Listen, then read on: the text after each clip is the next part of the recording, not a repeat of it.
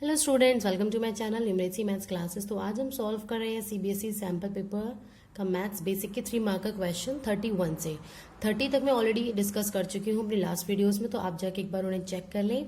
उनका लिंक आपको description box में प्रोवाइड कर दिया जाएगा, साथ में प्लेलिस्ट आपको आई बटन में प्रेस करके भी मिल जाएगी। तो चलिए स्टार्ट करते हैं क्वेश्चन नंबर 31, जो कि है सरफेस एरिया वॉल्यूम चैप्टर का।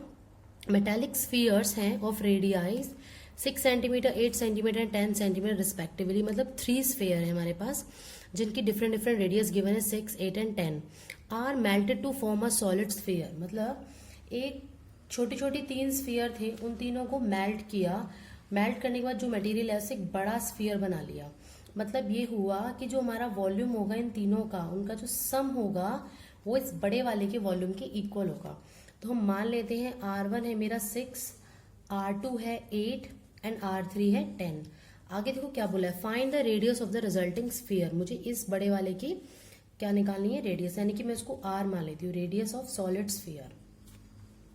ठीक है, रेडियस ऑफ सॉलिड स्फीयर। तो अब आपको करना क्या है, मान लो V1 V1 है आपका 4/3 पाई R1 क्यूब एंड V2 आपका हो जाएगा 4/3 पाई R2 क्यूब एंड V3 आपका मान लेते हैं 4/3 पाई R3 cube and capital V में मान रही हूँ इस बड़े वाले की रेडियस को 4/3 पाई कैपिटल R क्यूब।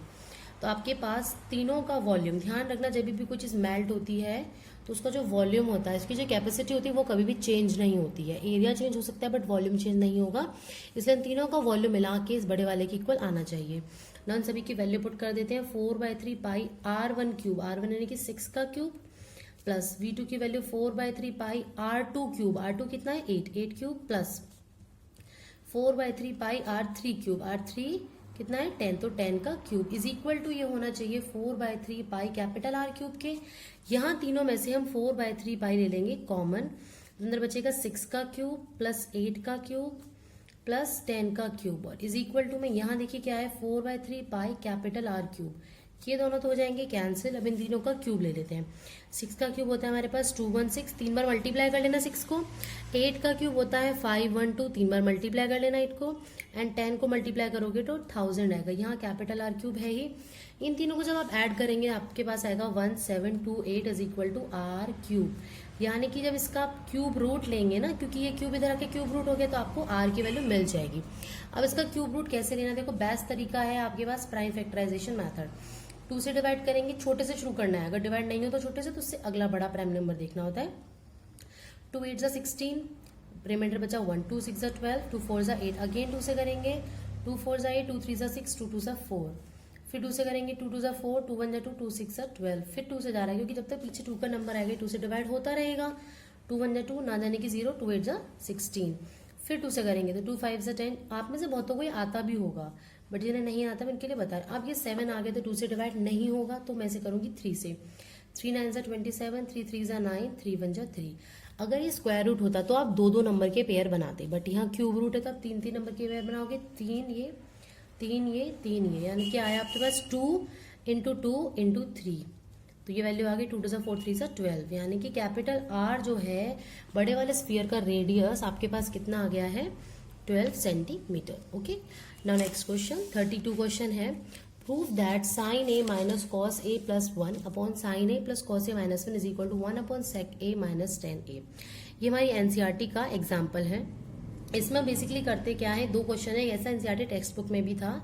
इसमें क्योंकि मुझे सेक और टेन लाना है तो डायरेक्ट साइन कॉस से तो नहीं आ सकता।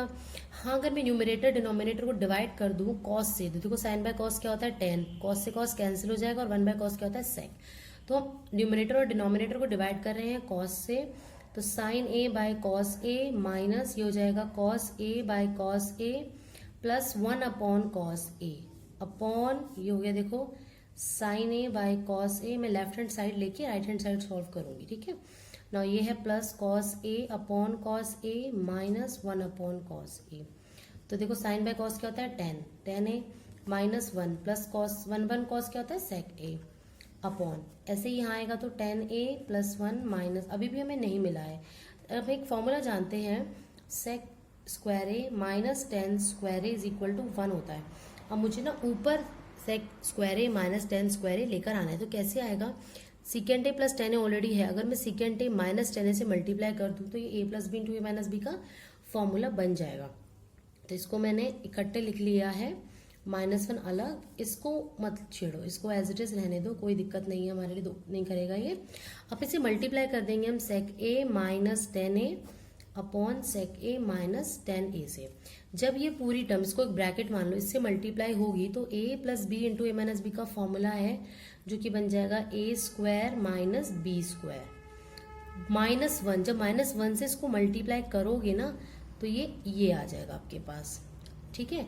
नीचे वाले को छेड़ने की जरूरत नहीं है क्योंकि आप अभी देखेंगे कि ऊपर सेम नीचे वाले जैसा बन जाएगा तो कुछ ना कुछ हमारा कैंसिल हो जाएगा, क्योंकि आप देखेंगे सेक ए माइनस टेन ए है और यही हमें चाहिए था, यानी कि कुछ कुछ आंसर हमारा आता हुआ दिख रहा है ना। ये वैल्यू 1 होती है तो 1 minus sec A, minus minus plus होता है टेन ए, अपॉन में क्या है आपके पास देखिए टेन ए प्लस 1 माइनस सेक ए, इनटू में है सेक ए माइनस टेन ए। इस ये दोनों देखो तो सेम टर्म है, बिल्कुल सेम है, तो ये दोनों हो जाएंगी पूरी पूरी कैंसिल। आपके पास बच जाएगा 1 upon sec A minus tan ए, जो कि है आपका right hand side hands proved. I hope clear हो गया होगा ये सभी को। नेक्स्ट क्वेश्चन है 33।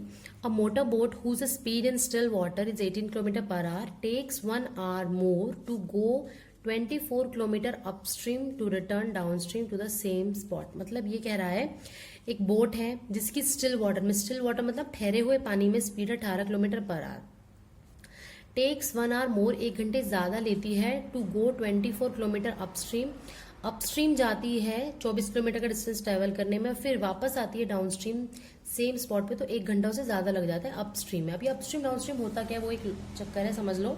अगर आपका ये पानी है, स्टिल वाटर है, ये आपकी है बोट, अगर मान लो पानी इधर की साइड बह रहा है, बोट इस साइड चल रही है, ठीक है, तो यानी कि आपका ये क्या हो जाएगा, अपस्ट्रीम हो जाएगा। अपस्ट्रीम मतलब कि दोनों की डायरेक्शन आपकी चेंज है, मतलब ये x किलोमीटर पर आवर से चल रहा है और ये मान लो इसको u मान लो, इसको v मान लो अगर, ठीक है। तो अब दोनों जब ऑपोजिट डायरेक्शन में चल रहे हैं मतलब स्पीड कम हो जाएगी ना। आप खुद सोच के देखो, अगर आप साइकिलिंग करते हो, हवा की डायरेक्शन में चलोगे या हवा के ऑपोजिट में चलोगे, पहले ऑपोजिट की बात कर लेते हैं, ऑपोजिट में चलोगे तो आपको बहुत ज्यादा फोर्स लगाना पड़ेगा, आपकी स्पीड क्योंकि कम हो जाएगी। तो इसलिए होता क्या है, देखो बोट की स्पीड हमेशा ज्यादा होगी, अगर बोट की स्पीड कम हो जाएगी तो हमारी बोट चल ही नहीं पाएगी। बोट की स्पीड अगर कम हो गई पानी की स्पीड से तो बोट चल नहीं पाएगी, पानी अपने साथ बहा के ले जाएगा, ये हमेशा ज्यादा होगी। और जब हम माइनस कर रहे हैं तो ये हो जाएगा u minus V kilometre per hour. But यही अगर होता आपके पास डाउन स्ट्रीम, डाउन स्ट्रीम मतलब जिस डायरेक्शन में बोट चल रही है उसी डायरेक्शन में पानी भी चल रहा है। अब पानी भी चल रहा है, आपकी ये भी चल रही है, तो आपकी स्पीड ऑटोमेटिकली ज्यादा हो जाएगी क्योंकि पानी भी अपने साथ आपको बहाएगा, तो आपको कम फोर्स लगाना पड़ेगा, ठीक है, आपकी स्पीड ज्यादा हो जाएगी, बहुत तेजी से चलेंगे। तो यही चीज है आपको ध्यान रखनी है। तो आपको बोट की स्पीड दी हुई है, आपकी स्पीड ऑफ स्ट्रीम यानी कि पानी की स्पीड निकालनी है आपको, तो मान लेते हैं वो है आपके पास v। तो let speed of stream v kilometre per our, तो स्पीड ऑफ अपस्ट्रीम कितनी हो जाएगी, अपस्ट्रीम कितना बताया था मैंने, माइनस कर देते हैं। बोट की स्पीड है 18, तो 18 माइनस v हो जाएगी, और स्पीड ऑफ डाउनस्ट्रीम कितनी हो जाएगी, दोनों की स्पीड को हम ऐड कर देते हैं यानी कि 18 plus v kilometre per our. अब ध्यान देना, टाइम का फॉर्मूला आप जानते ही हैं, टाइम क्या होता है हमारे पास, डिस्टेंस अपॉन स्पीड। अगर मैं t1 टाइम ले लेती हूँ फॉर अपस्ट्रीम, अपस्ट्रीम जाने का टाइम, तो डिस्टेंस तो सेम ही रहेगा, डिस्टेंस तो 24 ही, अपॉन स्पीड, अपस्ट्रीम की स्पीड कितनी है 18 माइनस v। t2 मैंने टाइम टेकन माना डाउनस्ट्रीम, जब मैं वापस आई उसका टाइम माना मैंने, तो वो हो जाएगा, डिस्टेंस तो सेम ही, डिस्टेंस तो चेंज नहीं हुआ, स्पीड चेंज हो गई, 18 प्लस v हो गई। अब क्या बोला है उसने कि अपस्ट्रीम जाने में मुझे डाउनस्ट्रीम आने से 1 घंटा ज्यादा लगता है, यानी कि जो टाइम यहाँ लगा और यहाँ लगा उनका गैप 1 बोल सकते हैं हम, क्योंकि 1 घंटा ज्यादा लगा है। तो मैं इसको लिख सकती हूँ t1 minus t2 is equal to 1। तो t1 की वैल्यू पुट करेंगे 24 upon 18 minus v minus 24 upon 18 plus v is equal to 1, ठीक है ना। इसका ले लेंगे एलसीएम, तो 18 minus V into 18 plus V is equal to 1, ये डिवाइड करेंगे तो 18 प्लस वी बचेगा, 24 से मल्टीप्लाई कर देंगे तो ये आगे 24 into 18 plus V minus 24 into 18 minus V, similarly हमने कर लिया। अगले स्टेप में इनको मल्टीप्लाई कर देंगे। 24 और 18 मल्टीप्लाई होकर आता है 324 प्लस 24 को v से करा तो 24v माइनस 24 18 से होगा तो 324 माइनस माइनस प्लस 24v हो गया है इज इक्वल टू में ये इधर आके मल्टीप्लाई हो जाएगा क्योंकि a minus B plus B है तो मैं इस डायरेक्टली लिख लेती हूँ a square minus v square यानी कि b स्क्वायर। आप ध्यान से देखेंगे दोनों के कैंसिल, इधर आपके पास बच गया 48v इज इक्वल टू 18 का स्क्वायर कितना होता है आपके पास, ये होगा आई थिंक 324 ही होता है ये भी, तो 324 माइनस वी स्क्वायर, एक क्वाड्रेटिक इक्वेशन बन गई, इसे सॉल्व करेंगे। माइनस का वी स्क्वायर मैं इधर ला रही हूँ, प्लस का वी स्क्वायर प्लस का 48v और माइनस का 324 इज इक्वल टू 0।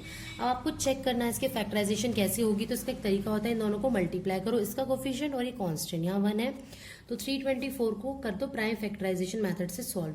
2 से करेंगे 16 और ये 2, फिर 2 से करेंगे 2 8 से 16, 2 1 2, अब 2 से तो होगा नहीं, 3 से करेंगे 27 आ गया है, फिर 3 से करेंगे 3 9 जा 27, 3 3 जा 9, 3 1 जा 3। अब आप ध्यान देना, आपको इन नंबर को इस ऑर्डर में मल्टीप्लाई करना है कि ऐड या सब्ट्रैक्ट करके, एक्चुअली सब्ट्रैक्ट करके क्योंकि यहाँ माइनस का साइन है तो सब्ट्रैक्ट करके आपको 48 मिले। तो ध्यान से देखेंगे, ये 3 3 जा 9, 3 जा 27, 27 को मैं 2 से कर रही हूँ 54 आ गया, एक तो एक ही 3 2 जा 6 ये बच गए, तो 50 और 4 और 6 को माइनस करने पे आपके पास 48 आता है।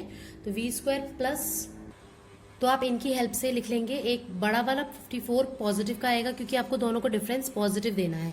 अब यहाँ पे से v कॉमन लेना तो v प्लस 54, यहाँ से दोनों में से एक तो माइनस साइन दोनों में आ रहा है तो माइनस साइन कॉमन ले लो और 6 कॉमन ले लो, तो आप देखेंगे अंदर v प्लस 54 बचेगा। और एक बात और ध्यान रखेंगे आप, ये ब्रैकेट और ये ब्रैकेट हमेशा सेम आना चाहिए, नहीं आया मतलब आपने कुछ गड़बड़ करी है।